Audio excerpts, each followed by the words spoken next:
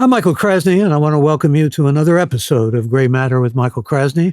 It's a weekly podcast of deep dive interviews with national and international authors, journalists, tech and business experts, artists, scientists, entertainers, and opinion shapers. And you can become a member of this podcast simply by going to graymatter.show, and that's gray with an E.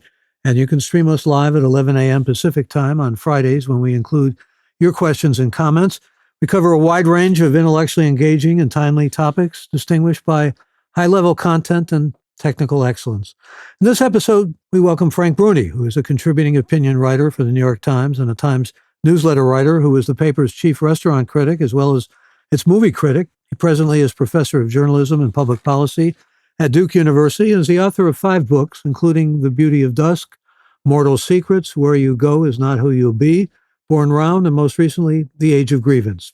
Educated at the University of North Carolina and Columbia University, and a recipient of the Randy Schultz Award, let me welcome Frank Bruni to Gray Matter with Michael Krasny. Delighted to have you. Delighted to be here. And for those who can see you on Zoom, as I said, you have a pastoral backsetting there of green. It's very verdant and very lovely, and you're in North Carolina now.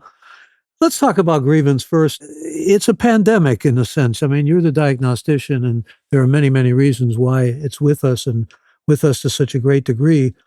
But it carries with it, we'll talk about this in, I hope, detail, but carries with us a kind of shift in the United States, at least, culturally, from what you call fundamental optimism to fundamental pessimism. And I want to get into the multiple reasons behind that as well. But first, let's talk about the grievance in our culture that has become almost pervasive, ubiquitous. I'm searching for the right word here. And you get into the reasons why, and they're very complex. But what lacks in this grievance notion of yours is complexity, nuance, subtlety. Things are polarized and they are very simple, and it's victims and victimizers, or it's victims and villains. And we're in a binary world suddenly to a great degree, aren't we? I think a main feature of the age of grievance is the fact that we have banished nuance. People, I think it's bound together with our tribalism. People basically are choosing sides, choosing teams, and then filtering everything through those choices, seeing everything associated with their tribe, their team as good, everything associated with the other tribe, the other team as bad.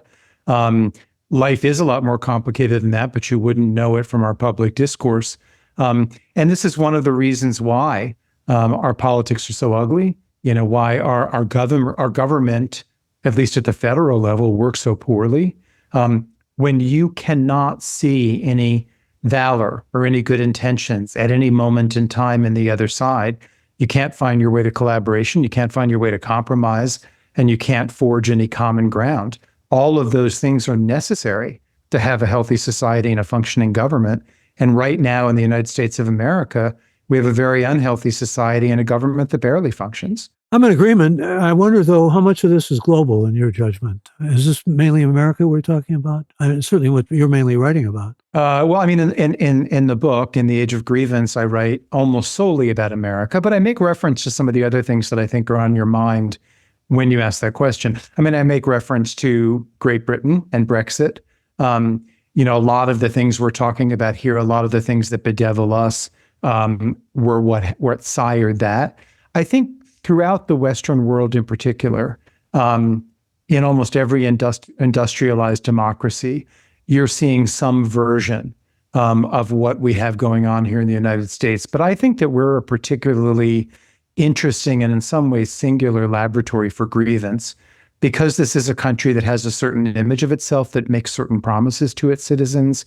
I think this is a place where it's very easy for citizens to feel disappointed and frustrated, because when a country encourages dreams as big as ours does, it also nurtures disappointments. I also think, and this is so important, and I write about this a lot in the book because I don't think we talk about it enough at all, not even in our academic settings. But we're trying something in this country. It's what makes us so honorable and what makes us so great, but what also makes it a difficult experiment. We're trying something that there's no historical precedent for it. We can't say, oh, it worked here and it worked there. We're trying diversity at a scale that has never been achieved before. No democracy before ours has tried to kind of have a healthy democracy this diverse, this divorced from any sort of kind of single or group of ethnic identities. And that is so exciting, but it's also something that can run counter to not just history, but to human nature in a way that we need to recognize. We need to know that what we're doing, what makes it so majestic, what makes it so important, what should make us feel so proud of it is that it is a kind of fragile, difficult thing. It's why we need to tend it with much more care. And it's why we need occasionally to cut ourselves breaks. Well, the expectations are certainly integral to all of this. One group gets, for example, an advantage, and the other group sees it as a disadvantage to them. And this is really where we've been, back and forth, polarizing. Well, I mean, you mentioned toward the start something that I think is really important and something I focus on a lot, which is the turn from optimism to pessimism. So what you just said about one group gets something, another group assumes it's losing. That isn't always the case or needn't be the case if you believe that your economy is growing, if you believe that your national wealth is building, if you believe that tomorrow is brighter than today, and if you believe that there's a chance for kind of everyone to prosper and become more prosperous together. When you become as pessimistic as Americans have become over the last few decades, and it is especially a phenomenon of the last few decades, it means you no longer trust that when somebody else is gaining, you might be gaining too. You see it as a zero-sum game. If they're getting a bigger piece of the pie, it means there's less pie left for you. And that fosters a competitive rather than a collaborative spirit. And my God, do you see that in our politics? Do you see that if you listen to what Trump tells the crowds at MAGA rallies? If you listen even on the left at sometimes to what various kind of interest groups say, well, you know, you're paying more attention to that one means you're not paying enough attention to me. We're pitted against one another, and we're pitted against one another, or we're pitting ourselves against one another because we've become fundamentally pessimistic. Well, you say even on the left, and yet, though you go to certain lengths to show that this does hit this grievance and outrage over tribal grievances, both the left and the right, it's more on the right, isn't it? I think it's more consequential right now, and I think it is more perilous on the right. I think there's a psychology that I believe spans all political affiliations right now in America right now, and spans the breadth of the ideological spectrum. And that's the psychology of I enter my political engagement, I enter the world wanting to figure out exactly how I've been wronged, how I'm being shortchanged, who's wronged me, who's shortchanged me, and what I should do to kind of like suppress them or get back at them. To varying intensities, you see that psychology, you see that frame of mind across the political spectrum, not in everyone, but in far too many Americans. That doesn't mean it has the same consequence and poses the same risks on the left and the right. It is on the right that you have profound and pervasive election denialism, right? Which kind of shakes the very foundations of democracy. It's on the right that we've seen more instances, and we see more instances of organized political violence. So one has to be careful. There's no equivalence here, and it's not a kind of both sidesism, but we're lying to ourselves if we say that the sort of cult of victimization that we see in the MAGA movement doesn't exist on the left as well. It does. Well, in fact, you give some very good examples. Brittany Griner is an excellent example. But you also give us examples of the Asian massage parlors, Covington, Kentucky, and young men from the high school, boys essentially, who were supposed to be against the Native American. I mean, all of these things have to follow a certain narrative. That's where we get into these problems, whether it's the left or the right. It's an ism and an ideology. Identity politics often, really. Yeah, no, I write about the Brittany Griner example because it's such a great illustration of the way far too many people, pundits, political actors, et cetera, insist on, they have a kind of lens that they bring to every event. They bring to everything in the world. They have a narrative they're telling over and over again. And every time something big happens, they find that moral in it, even if it doesn't exist. In the case of Brittany Griner, what I write about and what I observed is there was all this commentary on the left not just on social media. I saw it, in online publications and publications, period. I read people saying Brittany Griner is languishing in a Russian prison because nobody cares about her, because the government isn't paying her ample attention, because Americans aren't concerned about it, because she's Black, because she's a woman, and because she's a lesbian. So this is another example, people, of racism, sexism, and homophobia. The problem with that was, well, Brittany Griner was horrifically and unjustly imprisoned in Russia. She was getting tons of attention, more from the White House than other political prisoners have gotten. I was more aware of her. I was being made more aware of her than of any political prisoner I can recall in many, many years. I only learned about Paul Whelan, a political prisoner who's still unjustly imprisoned in Russia, because he was mentioned as like, oh, and Brittany Griner isn't the only example of somebody the Russians have, hideously and unlawfully detained in recent years. There's this guy, Paul Whelan, a white guy. We only learned about him because we're reading about her. The problem with that is the people who were saying that are people who have made it. They're kind of grievance merchants. They're grievance entrepreneurs. They've made it their thing to find sexism, homophobia, racism wherever they look. But when they say that that's happening, when they raise that cry in situations that don't warrant it, in situations that aren't about that, or in situations that even contradict it, they take these very important things, racism, homophobia, sexism, and they cheapen them. They undermine themselves. They undermine their causes. And they give people who don't want to believe in or hear about sexism, racism, homophobia, they give them an invitation to tune out. Those people can now say, oh, those cries, those complaints are raised all the time, and it's hooey.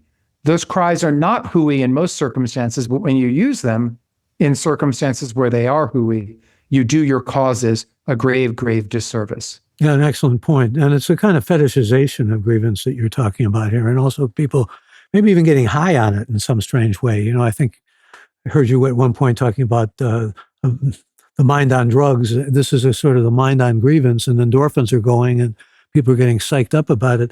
I'm wondering though, and you mentioned social media, I want to go into that, but before we do, I think you've referred at one point or another to Donald Trump as the king of grievance, which is rather ironic when you think about the golden or at least silver spoon that he was born with. And, somebody who certainly has had all of the sense of wealth and power that anybody could even dream of. And yet he feels aggrieved, and people identify with the grievance that he puts forward, and even identifying it with revenge and reprisal and retribution. I mean, we talk too much about Trump, frankly, in my judgment, but the reality is he is at the center now, at least, of the grievance that's coming from the right, is he not? He's the king of grievance. He'd like to be our king, but he's a king of grievance. Grievance is the main thing he sells his followers. When he talks about being unfairly treated, unfairly maligned, martyred, I mean, really is the claim he's been making these days. When he talks about being the prey of these horrible people on the left, of this horrible establishment, of the deep state, on, he also says both implicitly and explicitly to his supporters, I'm a symbol and example of you, right? They condescend to me. They condescend to me the way they condescend to you. They're coming after me because they're coming after you. He actually says that verbatim. He literally says, like, you're next, or they're coming through me to get to you. They're coming to me to torture you. And he basically makes the case to his followers, if you want revenge against all of those Americans on the left, all of those creatures of the establishment, all of those people in the snooty elite, if you want revenge against them, you can do nothing better than inflict me on them because I drive them crazy, right? I own the libs like nobody else. But as you noted, what's surreal about this, his greatest political sorcery, is he's a creature of the establishment. He's as elite as they come. He's as blessed as they come. And he is not an example of being oppressed in the world. He's an example of being advantaged and taking and benefiting from those advantages, and climbing to the very pinnacles of wealth and power, even though he has even though it's very much debatable whether he warrants either, you know? Yeah, how did this man become Huey Long of our era? I mean, it remains a mystery, an enigma to me. But he's a good salesman. That's really so much of what he's all about. Talk about selling. I mean, you mentioned social media, and social media. We did a podcast. I think I mentioned to you with Brett Stevens, and he says it should be called anti-social media. I mean, it's exacerbated so much of what we're talking about and made it even worse, much worse, and makes it worse all the time. It has made things worse in so many ways. And of course, it's so sad because social media, when it first came along, it was the great promise of connectedness that became the great curse of disconnectedness. Social media allows people as nothing before in our history, in the history of the world, in American history. It allows people to sort themselves into ever narrower cliques and enclaves. And I mean political, social, ideological, right? So it actually ends up kind of moving us so far apart, sorting us so ruthlessly that we no longer see what we have in common. We no longer often identify in the kind of most universal ways and the ways that might bring us together. Social media elevates and rewards anger, not calmness, not not kind of rational debate. People who want their number of followers to rise, people who want individual posts, be they tweets or whatever, if they want those to go as far and wide as possible, make them as pointed as possible, make them as impassioned as possible, maybe make them as mean-spirited and judgmental as possible. That seems to be the currency of social media and of virality. And then social media does all this other stuff as well. Social media tells us lies about the world that fill us with envy. Social media is a real engine of envy. You look on social media on certain platforms, Instagram being a good example, being probably the prime example. And people are constantly flaunting the good things that have happened to them. Here's the wedding in the tropics with the sunset that I'm at. Here's how close I am to the stage at the Taylor Swift concert. Here's the amazing, amazing $550 pair of shoes I just bought. Oh, here's my acceptance letter from Yale, right? And it leaves so many of the people consuming this feeling shortchanged, feeling like everybody else is living some life they can't get access to, and on and on. So, I mean, this is why you have, Jonathan Haidt, a friend and a scholar whom I respect greatly. This is why you have him writing a whole book called The Anxious Generation about the need to get children away from smartphones and social media because it's a mental health crisis. This is why you have the Surgeon General, who normally, the Surgeon General is someone who's normally confined to matters anatomical, not technological. You have the Surgeon General issuing multiple warnings about social media and its effect on the young. It has had, in so many different ways and on so many different fronts, such a pernicious effect on American and Western and global life. Of course, Jonathan Haidt and the Surgeon General have their detractors, though, who would say social media is bringing us closer together, is connecting us in ways we never imagined and never conceived, and actually defend not only social media. A lot of this defense comes from Silicon Valley and from social media perpetrators themselves or inventors. But the reality is, from their perspective, it's good and bad. In other words, you have to take the good with the bad. I think in this case, the bad has far outweighed the good. Is there good? Sure. I mean, as an emblematic and just kind of one example, there are people who have raised money for causes, for individuals, for situations that desperately needed it by using the tools of social media. You can get a message out faster and farther on social media.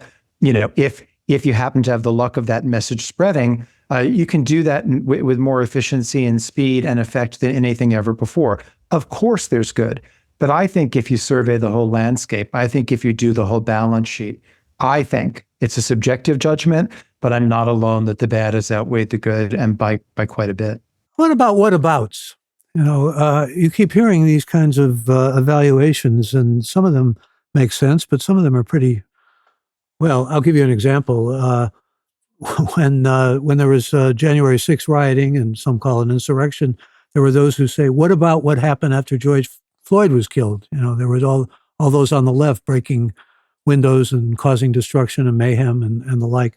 In other words, there's all this attempt to sort of evaluate and weigh one thing against another and say, what about, if you're telling me this about my tribe, what about what that tribe does? Yeah, I mean, those are sentences that are always, metaphorically, those are sentences with buts that should be sentences with and, right? What happened on January 6th is not acceptable, is a huge problem. And some of the ways in which people let their protests over George Floyd's killing got out of hand and were unacceptable. For one thing, I don't know how we've entered an era where when you talk about one, you must talk about the other. No, we can talk about each of these things individually. Furthermore, we can talk about both things in the same sentence or paragraph, and it doesn't mean we're according equal weight and equal consequence to them. And I don't understand this kind of approach to everything. If you've mentioned something that wears the kind of trappings of the right, then I need to mention something that wears the trappings of the left, and we need to, like, what is this? I mean, when did we become such children, and when did we begin to think so simply? It is a problem. Well, it may have something to do with the idea that there are two sides to every argument. I mean, but there are many points to be made in many different arguments, and it's not always a contest between left and right. It is not always about whether R's or D's, red or blue, in this situation works better or worse or has more or less to blame. I mean, let's have nuanced, complicated conversations. The way in which some of the protests over George Floyd's murder spiraled out of control is a huge problem, needs to be addressed, deserved condemnation, deserved action. Okay, period, new paragraph. What happened on January 6th is absolutely unacceptable in its own ways and in different ways, and we need to talk about and attend to that. Okay? I'm not equating the two. I think we can actually talk about either at any given moment in time, and I just don't understand this constant contest. Question from Reed, one of our regular listeners, wants to know, has grievance pervaded our highest court in the country? And if so, what does that portend? It's a great question / observation. And as you know, because you took a look at the book, in the very first pages of the book, I make the point that grievance has gone so far and so wide that I, in fact, have about 2 or 3 pages right at the start of the book about the Supreme Court. And I actually quote my colleague and dear friend Maureen Dowd, who, not knowing that I was putting the finishing touches on a book called The Age of Grievance, wrote in one of her columns that the Supreme Court had become one of the most astonishing collection of grievances, in jurisprudential history or something like that. I don't have her exact.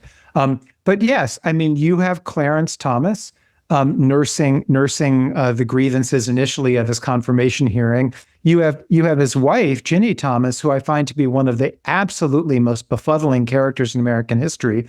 She's writing, and I quote them in the book, she's writing these text messages with capital letters and exclamation points to Mark Meadows, when he's in the White House, saying, we have to prevent this unbelievable theft of the American, and her text messages are just steeped in a sense of victimization and marginalization. And it's like, wait a second. You've had 4 years of Republican rule. Your husband has a lifetime appointment to the Supreme Court. Would you please explain to me what is so oppressed and horrible about your lot in life, right? But yes, I mean, we're seeing people at the very pinnacles of privilege. And it's not just the Supreme Court. It's Will Smith at the Oscars. We're seeing people at the very pinnacle of privileges cry, woe is me, woe is us, because they correctly understand that society is such now that nobody is moved by any claim, such as the claim of, I am oppressed, even if there's nothing about your life that carries a whiff of oppression. You had Justice Alito, after the decision that he wrote overturning Roe v. Wade, you had him making public comments complaining about how much flack and guff he and the other justices were taking for that decision. Now, let's leave aside what one thinks of that decision. Let's leave aside what one thinks about the politics or the morality or what the law of the land should be when it comes to abortion and abortion rights, right? How can you write a decision that basically challenges the status quo for many decades, that sets the stage for a right being taken away, from people who cherish that right and whose lives will be upended by its disappearance, how can you then say, gee, why is everybody being so mean to me? Only in the age of grievance do you actually think that people should have written you thank you notes for that. Here's another question for you from Jerry, Aurora, Colorado, who says, when you refer to Trump as a center of grievance, do you believe the lies of Russian collusion and 51 analysts saying Hunter's laptop was Russian disinformation were all true, which in some form helped to defeat Trump's reelection? Do I believe that those lies were true? I mean, I don't believe any lies are true. I think the question being asked, and it's a very, very fair one, is was there a rush to judgment or a kind of rush to disbelief about certain things as pertain to Donald Trump? And the answer is yes, and that is an indication of our tribalism. I am a fervent critic of Donald Trump's. I believe he was a terrible president, and I believe the country would be in terrible straits if he returned to the White House. I believe there's plenty of a case to be made against him without rushing to judgment or exaggerating things. The presumption of collusion with Russia it took hold too wide and too deep. And I remember all those Rachel Maddow monologues where she was tracing, she's kind of almost doing the flow chart of corruption and collusion and all that. And none of it was borne out by the Mueller report. And all of it was hyperbolic. And it was not a good moment for journalism, for her, for punditry, whatever. And people who note that are correct to note it. It is also correct that the media kind of distrusted that there could be anything to the Hunter Biden laptop story. And that does seem to reflect this kind of opposite of the benefit of the doubt when it comes to certain actors on the right and to Donald Trump. Does that mean Donald Trump in aggregate and across the board has been treated unfairly? I don't think so at all. I think that Donald Trump's transgressions are infinite. I think his indecency is immeasurable. And I think the media has gotten certain things wrong, but they've gotten much else right. And I don't think the intensity of their critical gaze at Trump, I don't think that's unwarranted. But how much of the age of grievance has to do with the media, in your judgment? I mean, and the media is particularly making the kinds of judgments that fall into certain narratives and don't necessarily conform to the truth. I think the media has, in some cases, simply chronicled the grievances in American culture. And I think in other cases, it has exacerbated them.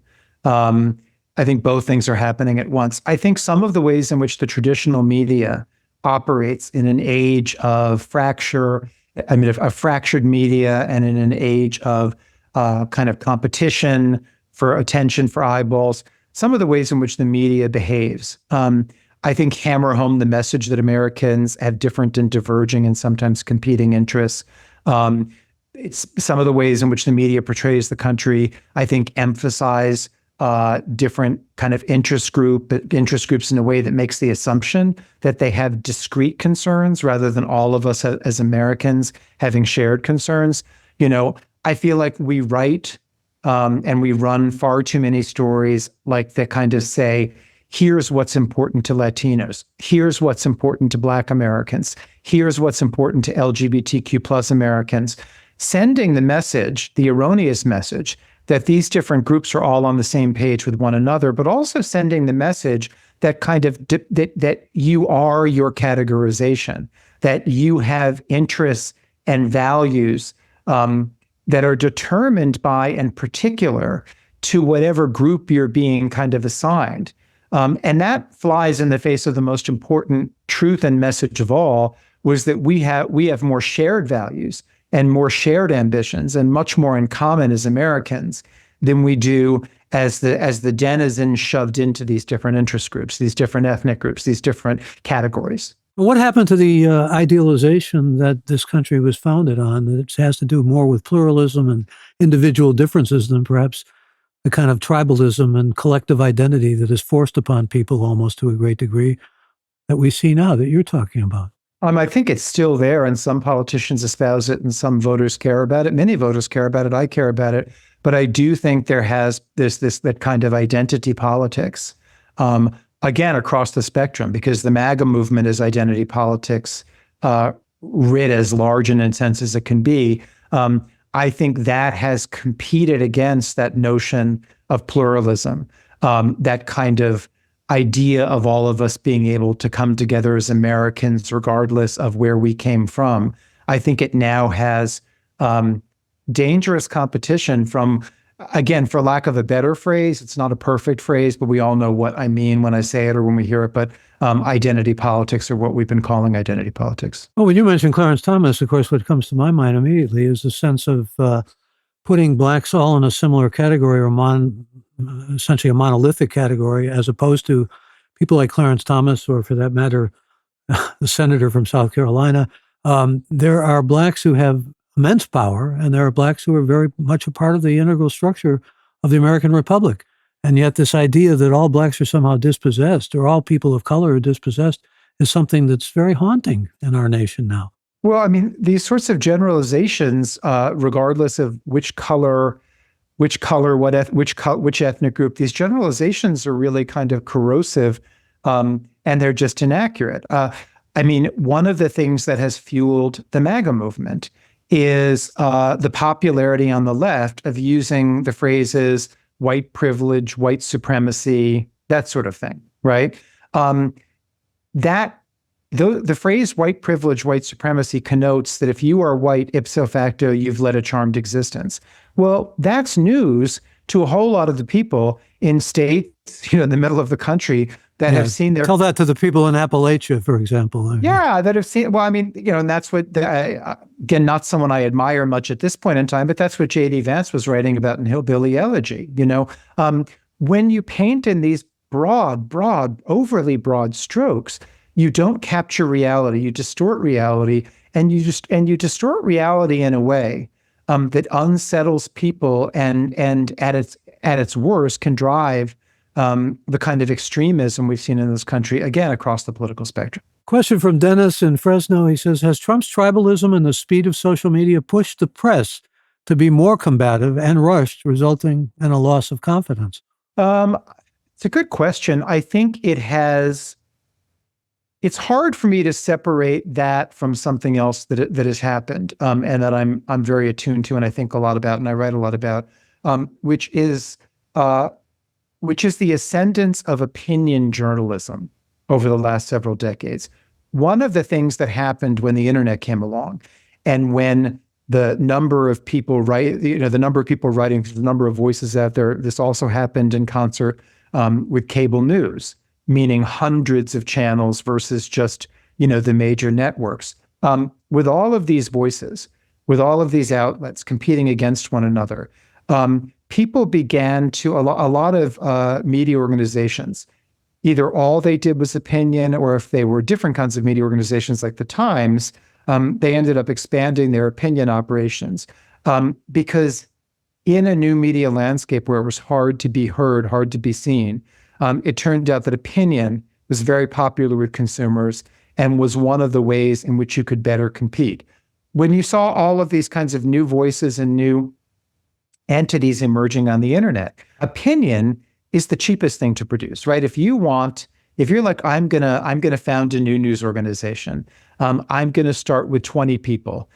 20 people, all with laptops, sitting in different locations, riffing humorously or caustically, or in a partisan fashion off of facts and information and news that someone else has gathered. That's super cheap to do. It's super easy to do. Your economic model, it's a lot easier to turn a profit. Do you know how hard it is for a news organization like the Times, which, God bless it, and to its credit, continues to invest and spend this money? Do you know how hard it is to kind of have offices around the globe, to have reporters around the country, to, when there's a mass shooting, be able to have enough reporters rent the number of cars they have to rent, go to the hotel room, reserve the hotel rooms they have to reserve, go and actually get the information, do eyewitness reporting, put eyeballs on it, round up the facts, round up the information. Doing objective, fact-oriented, new information-oriented journalism is extraordinarily expensive, and it's not what most of the newcomers do. What most of the newcomers do is they opine, they riff, they snark, etc. And there's so much of that out there right now in the quote unquote traditional media, leaving social media to the side, that it becomes a model for people in terms of how they should think and communicate with one another. It incites them. And then when you couple it with all the facets of social media that we talked about earlier, it creates a situation in which kind of anger and division are going to win the day. And you can also get these quick analytics, so you know what opinions are getting the most readings or what, for example, coverage is getting the most readings. And that influences news in ways that we can't even measure. It's immeasurable. That's absolutely right. When I joined the Times more than a quarter century ago, 30 years ago, I guess, if they wanted to know what their readers were most engaged in, they had to do surveys. It's a very blunt and imperfect instrument. You can only reach so many people, and then you have to rely on the truth of what they're telling you. You had to do focus groups, also a blunt and clumsy instrument with the same shortcomings, right? Now, you can just go. I mean, we know if I, at any given moment, I can go to a place at the time in the Times universe. I don't go there because I don't want to obsess on these things. I can go to an internal kind of place in the Times digital universe, and I can look at the recent things that I've written that the Times has published online, and I can find out exactly how many views it got, how many people viewed it. I can find out average length of time they spent with it, like did they get to the end of it? I can find out whether they shared it. I can find out whether they came to it from a mobile device, from a more traditional computer. Did they see a link on social media and click that? Did they search some phrase and it brought them to my article? All of that is available to people in the media who are trying to figure out what works and what their consumers want. And it turns out that what consumers like better than anything else is opinion journalism. They like to read something that validates and amplifies their pre-existing opinion and judgment back to them. Including the amplification of grievances. Correct. And so no media organization that is trying to stay in business, that needs eyeballs, because that affects ad rates, because that also is parallel with subscriptions, no media organization is going to be able to ignore that feedback and not respond in some measure to that consumer data. So then ask yourself, so is the media to blame or are people to blame, right? After the 2016 election, when I would be in public, to do a Q&A or a speech of some kind, or maybe because I was promoting a book, one of the questions when it went to the audience that I would get most often is, didn't you all, these were among people who were unhappy that Donald Trump was the president. They would say, didn't you all create this? Didn't you all allow this to happen? Why did you write so much about Donald Trump? And after first pointing out that much of what was written was negative, so I'm hard pressed to see how that served his election, I turned it around and I said, why did you read so much about Donald Trump? Because what I explained to them is what I was just explaining to you and to your listeners. We know how you consume your media like never before. We know it in ultra granular detail. It means you have more power. You have more influence over the news you get today than ever before. And what I said to them is, if you had wanted to read more about John Kasich and you had clicked more readily and frequently and in greater numbers on John Kasich columns, on John Kasich editorials, you would have in very short order, and I mean a week or a month's time, seen more and more coverage of John Kasich. You can influence the media you get tomorrow by being conscious of your consumption of the media today, because everything you're doing is being measured. So every one of us as an American bears some responsibility for the media we get and can have some influence over it if we remain conscious of that and conscientious about it. Another question for you. This is from San Diego. Susan, thank you for the question. Many conservatives, Susan writes, in California have become resigned and stopped complaining, just moving to other states. Is our country beginning to divide itself along state lines? Yeah, there is geographic sorting that is kind of the companion piece and the parallel to our sorting of ourselves online through social media and traditional media, et cetera. There was a fascinating story in the Times just about, I think it was 2 months ago, maybe 3 months ago, of an area of, I think it was Greenville, South Carolina, that was actually kind of one of its real estate pitches, one of its kind of community, one of the pitches being made by people kind of trying to spur economic growth in the area was, if you are a conservative who's feeling unwelcome and ostracized in other metropolitan areas, by all of those judgmental and haughty and secular liberals, come here, right? Texas did that with California. In fact, the governor of Texas said, come here if you're unhappy in California, because we can provide you with a kind of community where you feel more at ease and more accepted, frankly. That's absolutely right. And I mean, and that was a kind of both textual and subtextual part of those long back and forths between Gavin Newsom and the governor of Florida, DeSantis. Yeah, they were kind of, as they were trading barbs, as they were saying, no, my state better, no, my state better. I mean, they were in part saying, Floridians, if you're sick of that hell, come to California. Californians, and DeSantis was saying to the Californians the opposite. And I think this is a kind of trend line that I think is going to be furthered by the politics of abortion, right? I mean, I know that there are many universities around the country that compete for students, selective universities, that were worried when that ruling came down, when the Dobbs ruling came down, and when you started seeing state laws change and become very different one from the other once the Dobbs decision came down.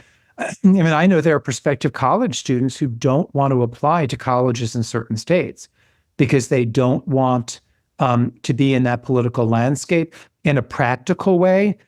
They don't want to be in a place where if something happened and they needed an abortion, it would become an ordeal. But also in an ethical sense, if a place feels that dissonant from their politics, they don't want to be there. We have a governor's race happening in my state, North Carolina, a very fascinating and intense one that I've written some about.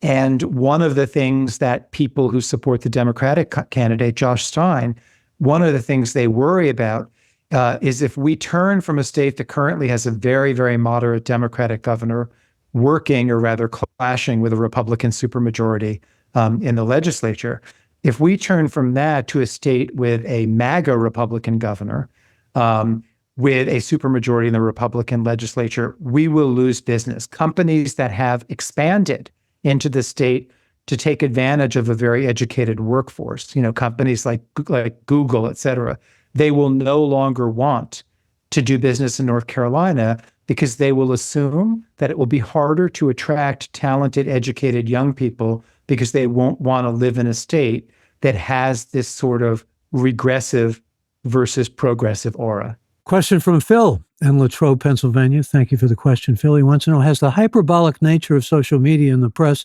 left the two major parties afraid to ditch candidates, both simply not fit to lead because they don't know what would be next? Well, yeah, I think so. I think they're scared of the reaction on social media, which in some ways can track or augur the reaction when it comes to funds. I think what's behind that question, the kind of larger and very correct observation behind that question, is that we're in an era where the most provocative actions and the loudest voices prevail. And they do that in part by scaring everyone. And yes, your listener who asked that question is observing that on social media.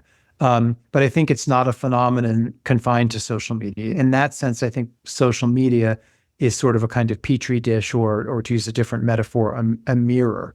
And what to me is so frustrating, even tragic about it, is I still do believe that there is an enormous center in this country. And I don't mean dead center, but I think if you put together the people who may have conservative values or traditionally Republican values, it's hard to come up with labels these days because there's many ways in which Trumpism and the MAGA movement are not conservative at all. So the labels have become less perfect than ever. But I believe that there are many people who are fundamentally conservative, or for whatever it means 20 years ago now, they're different, Republican in their orientation, and many people who are fundamentally liberal or democratic in their orientation. If you put those people together, the ones of those people who also would like to see government compromise more than it does, who really value civility, who value decency, and I don't mean decency that wears any one religious label, but just fundamental human goodness, that are willing, to vote for something, that don't want the perfect to be the enemy of the good, and are willing to kind of support and vote for something that makes an incremental improvement, even if it's not everything they want. I think that's still a majority of Americans. But I don't think by the time we get to general elections, they get to vote for the candidates who actually kind of speak to that impulse. We have which is why you want to change the primary system, basically. Absolutely. I want to see us have more open primaries. I want to see us have more nonpartisan primaries. I want to see us have ranked choice voting.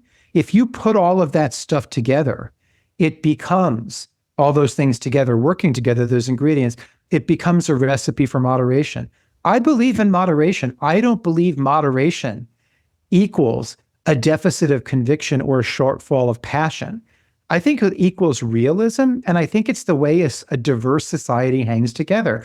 I don't expect the world to conform to my precise desires. I don't expect it to look like exactly the way I would construct it if I had my way, because I recognize that I belong to a diverse society, diverse in every way, including ideology. And I recognize that the health and the vibrancy and the contentment of that society and the stability of that society, above all, matters more than my individual wants and whims. And we are not only living in an era of grievance, but as a sort of subset of that, we're living in an era of immaturity, of too many people who, for various reasons, have been led to believe or have allowed themselves to believe that everything should go the way they want it to go. That is not life, and that is no country I can imagine or has ever existed. Well, it's heartening, and it's also elevating to hear you speak with the kind of passion and intensity you do about this. Let me be literal devil's advocate, because there's a kind of a Manichaean battle going on here, I think, in many respects. That is between those of us who feel that there's something at the core of this country that likes and is drawn to decency, to civility, to compromise. I mean, this country was built on compromise and continues to be, of necessity, moving toward compromise. Common ground, whatever you want to call it, which many see identified with Biden, whatever his faults may be, but nevertheless, that's what he's tried to at least represent. This is not meant partisan. So the real question here is, how do you move the needle here? I mean, especially when you have all these forces that are moving us in the kind of direction that you map out in your book and that you make us super aware of, that's working against those kinds of things that you talk about. I mean, we've talked for a while about the importance and necessity of civility, of common ground, of compromise, but we don't necessarily seem to be moving the needle in that direction. I mean, this is one of those complicated challenges because there's no one thing we can do. We have to do so many things at the same time. And I guess they would all be wrapped together under, with the following observation. We need to recognize that that changing our political culture, changing our civic culture is as important a thing as any. And it needs to be. Forgive me, Frank, how do you change a culture, though? I mean, you get right into How do you that. change a culture? You do it through education. You do it through constant kind of discussion and consciousness raising.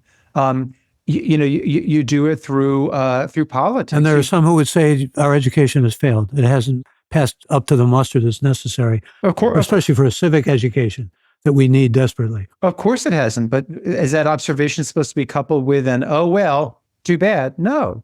I mean, I see. No, but how do you change failure is really what I'm asking you. If we're failing, how do we turn it around? How do we do a pivot on this that's really significant, dramatic? I guess I kind of don't understand that, because what does a company do when it's failing? It looks at what has caused that failure, and it does things differently, right? I mean, people face failure all the time, and what they do is they reorganize, they regroup, and they recalibrate, and they tinker. So, I mean, we have all around in higher education. I see this at Duke. I've seen it at UNC down the road.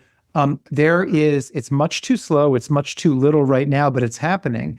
Um, there are curricula being developed that are entirely about civil discourse, about bridging divides, and about how to talk across the kinds of dividing lines that nobody's crossing anymore. That's one small thing, but that's happening. They're not just saying, oh, well, we got here, we failed, that's it. They're saying, we need to stare this dysfunction in the face, and we need to model a different way. Political parties can start to cultivate and try to elevate different kinds of candidates than they have. We talked about different sorts of political reforms before, how we could change different states can change the rules of primaries and such. We can make a much more concerted effort to end gerrymandering in those states where it's a problem. It's not a problem in every state, and sometimes the way in which it's gone down in some states is exaggerated, but it's a huge problem in my state of North Carolina. There was again, to go to the Times, just because it's the publication where I spend the most time reading because I'm affiliated with it and I work there.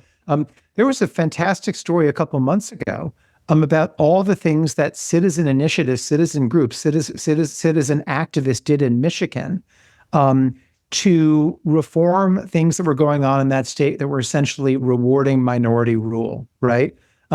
And because they banded together, because they were smart about it, because they were impassioned, and because they were stubborn, they changed a whole bunch in Michigan that people thought, oh, well, we can't change this. You can always make things better, but you just have to be willing. You have to be willing, for starters, to try. And you have to galvanize the public. And what you say is very constructive and positive, and certainly gives a good deal of hope. I wonder, though, when I talk about changing culture or the failure of our education, what you make of the increase through the years in school shootings. That comes out of a grievance too, I think, out of young people feeling aggrieved. And I mean, there are many reasons, and a lot of it has to do with pathology probably and guns.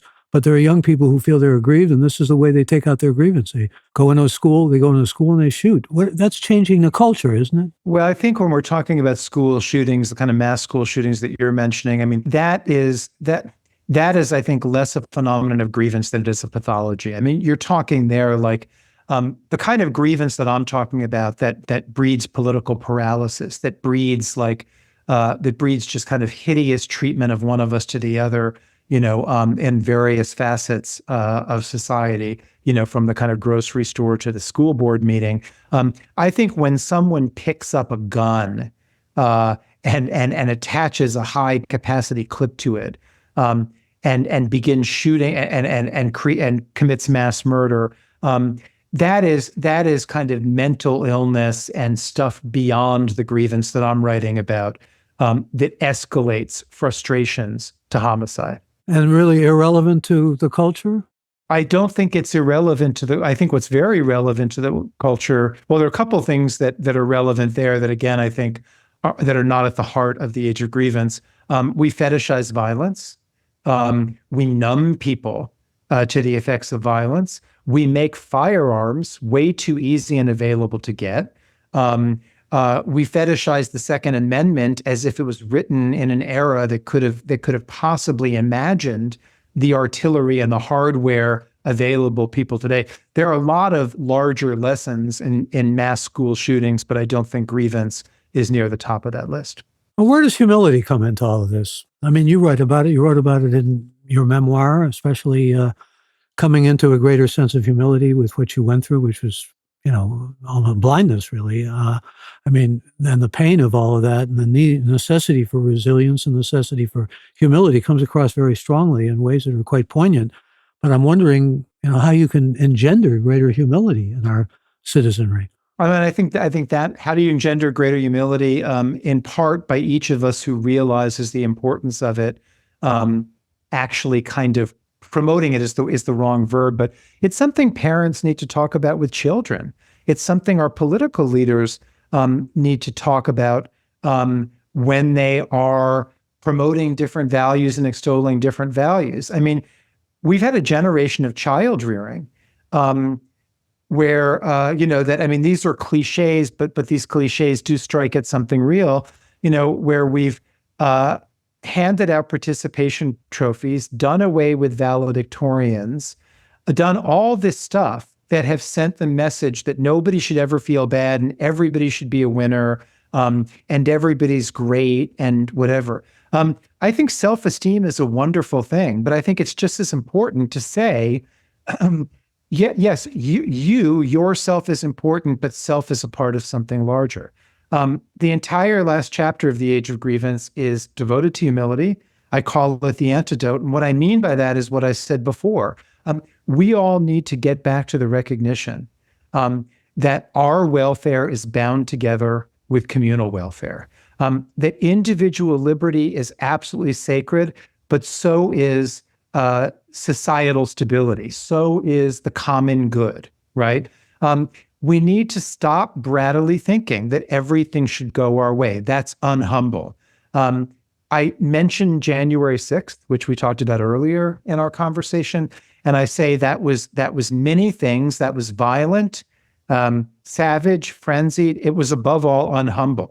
Why was it unhumble? Because the people who stormed the Capitol, they either could not believe that the majority of their fellow Americans would possibly make a political decision that contradicted theirs. If they could not believe that, that is transcendently, titanically, pathologically unhumble, or they believed that if their fellow citizens had made a different decision, then it was a terrible decision and it was up to them, who knew better, to reverse it and save everybody else from the folly of their ways. Again, transcendently, titanically, ruinously unhumble. I would be remiss if I didn't, before we conclude, ask you about whether you miss writing about movies and writing about restaurants, because you're largely writing opinions now and teaching, unless you're doing a little on the side that I don't know about with restaurants. And I discovered in my research about you actually have some red hot garlic buffalo wings hot sauce out there that's still available to the public. I mean, you've done many things in the culinary world, is really what I'm saying, and many things in terms of gauging and assessing cinema. You miss them? You're writing mostly about politics now. I don't miss reviewing restaurants because it is much easier to casually and in a relaxed fashion enjoy a restaurant if you're not taking notes on the food and trying to figure out exactly how many stars it deserves and how you're going to render your criticism. It can be a mixed blessing to take something you love, be it restaurants, be it, if you're a dance critic, dance, it can be a mixed blessing to take something you love and turn it into an occupation, because it never allows you, for the duration of the time you're doing it, you don't get to enjoy it in as carefree a way as you might like to. So I am very happy with being a post-restaurant critic rather than a current restaurant critic. And happy being a journalism teacher as well. I was wondering, you have a Randy Schultz Award. I actually got an award I'm very proud of from the National Gay and Lesbian Professional Journalists Association. And there's something, I'm not gay, but there's something about being gay which gives you a certain advantage with students, doesn't it? I don't know what the advantage would be. Well, you're a member of an oppressed group. I guess it's, I don't make a big deal of my sexual orientation with my students, but I suppose it's possible that the ones that kind of see the world in terms of marginalized groups and, who can understand being othered and being an outsider and who can't, I suppose it's possible that they look at me as someone who would have some kind of refined empathy or sympathies in that regard. But I don't know. I've never explored that with them, and I just kind of I don't lead with my with anything like sexual orientation or any identity group stuff. Well, did you have any thoughts about Seinfeld before we conclude, and his appearance at Duke University, talking about why can't people take comedians less seriously to some degree? Well, my main thought about Seinfeld is, he gave the commencement speech at Duke, and it was a thought about how the media can sometimes send portraits of divisiveness, of division, that are exaggerated in a way that's not really good. I saw a lot of media immediately, like before, almost from the moment that commencement speech ended, And it suggested that there was this big, messy, horrible walkout and protest of his commencement speech. A tiny, teeny number of students stood up to protest. A tiny, teeny number of students walked out, and the whole thing was over in the blink of an eye. But because it was Jerry Seinfeld, because there was so much focus at that time on campus unrest, we'd had all the stuff at Columbia, we'd had the university presidents testifying in front of Congress. What happened at Duke, which was just such a blip and just kind of so not cataclysmic, got folded into that narrative. It got exaggerated, and it's one of the ways in which the media really has to be more careful. A minority of college students set up encampments at schools. A minority of them took over buildings like at Columbia. And there are times when if you were reading major newspapers, if you were watching CNN and MSNBC, you could have believed much differently. Doesn't mean those weren't stories, doesn't mean we needed to note that they were going on, but we need to be careful, and that's just one example. We need to be careful not to portray something that is happening among a very small minority of Americans as something that is defining the country at that moment in time. Does that apply to things like campus concern about trigger warnings and keeping students safe and all of that we keep reading about in the media? Absolutely applies to that. I have brought a lot of people into my classrooms, both physically and by Zoom, and some of them were people on the right, even the far right. I have never had a student try to cancel me. I've never had them go complain to a dean. I've never had someone leave the classroom because their tender ears couldn't hear it. Yes, it applies to that too. We have reported accurately on all of those phenomena, but we have sometimes treated them they're caricatures sometimes rather than the norm. Well, let me first thank all of you who joined us for this live episode of Gray Matter with Michael Krasny, which you can listen to live every Friday at 11 a.m. Pacific time, or on Apple, Spotify, or simply go to our website at graymatter.show. That's gray with an E. If you haven't yet become a member of this podcast, I invite you to join by going to the website, graymatter.show, and you can also find previous episodes. Also invite you to mail any reactions or suggestions you might have to me directly at mkrasny@graymatter.show. My thanks to our fabulous team, Alex, Shannon, Chad, Kevin, Colin, Jeff, Colleen, and Tanya, and a special thanks to this week's special guest, who I have been privileged and delighted to have with us, Frank Bruni. So good to talk to you. Thank you. Thank you, listeners, too. And I'm Michael Krasny. Bandwidth for Gray Matter is provided by CashFly at CACHEFLY.com.